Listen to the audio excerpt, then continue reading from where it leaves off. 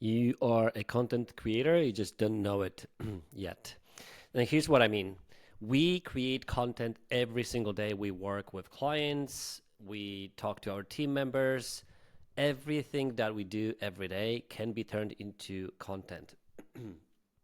The approach that changed my perspective and that really change or move the needle in my business when it comes to content creation to a point where I have too much content to post on one platform. That's why I started to open up new channels and new kind of modalities, which is, there's email that's written, there's LinkedIn, and there's podcast, and there's going to be probably YouTube videos, and there might be Instagram as well. Not because I'm a huge fan of streamlining processes and repurposing content, but I have so much content, so much to say that I just want to spread it out as quickly as possible. And I know a lot of people have the opposite problem where they're like, well, I don't even know what to write about. I don't even know what to talk about. I don't even know what to say, right? So what actually flipped the switch for me is this concept of documenting what you do. Because every single day I am doing something, responding to an email from a client, answering a question, looking at a Slack message from a team member, whatever that is. Anything that I do can be created, can be transformed into a piece of content. The way this works is that you basically, at the end of the day, what I do is at the end of the day, I sit down and I note down everything that I have done that day. So that helps with basically two things. One from content perspective, the other one from just purely kind of strategic and mindset perspective. From mindset perspective, you when you journal what you have done, it will help you be like really satisfied with what you do or what you did. Because especially if you're solopreneur, and as you can see, there's nobody. I mean, if you're watching this, there's nobody here. I am doing this solo.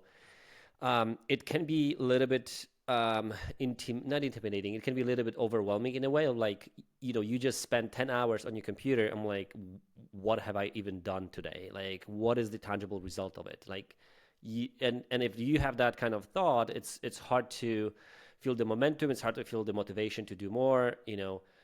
But if you journal things, you note down what you have done on that day, you're like, yeah, I have done this, I have done that, whatever, right? So that helps keep your mindset in check.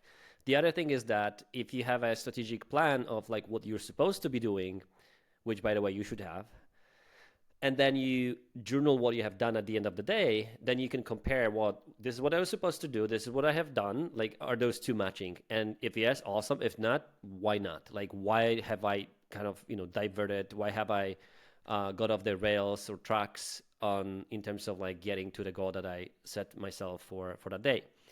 And then obviously the content piece is where like when you note down like, okay, well, I discussed with this client this strategy, this tactic, we talked about this tool, I gave them this idea or this thought or this strategy or this solution, then that is exactly what your piece of content can be about.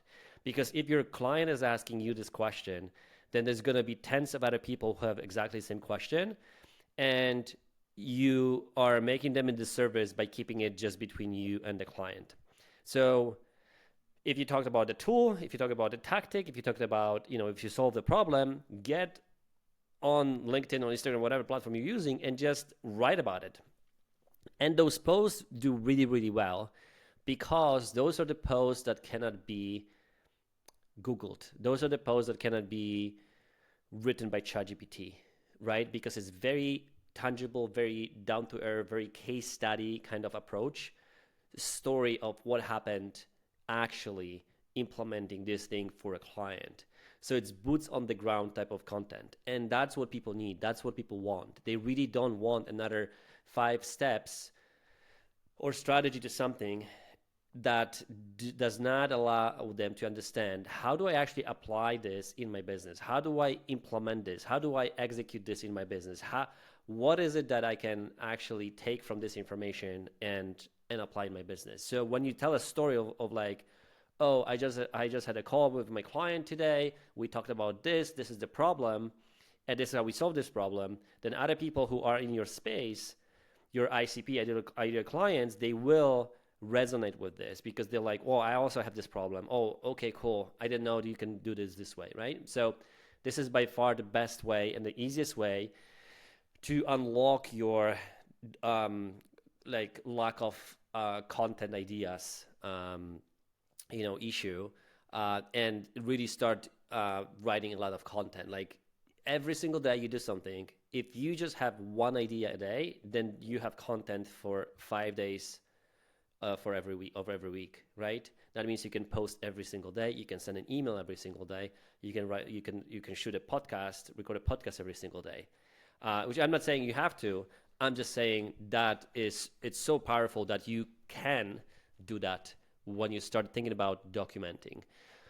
I'm at a point where I actually create content right after something happens. If I have the time, I don't even wait until the end of the day. Like I have a conversation on DMs on LinkedIn, and there's a golden nugget that I feel like, oh, this would be valuable. Like I solved the problem there.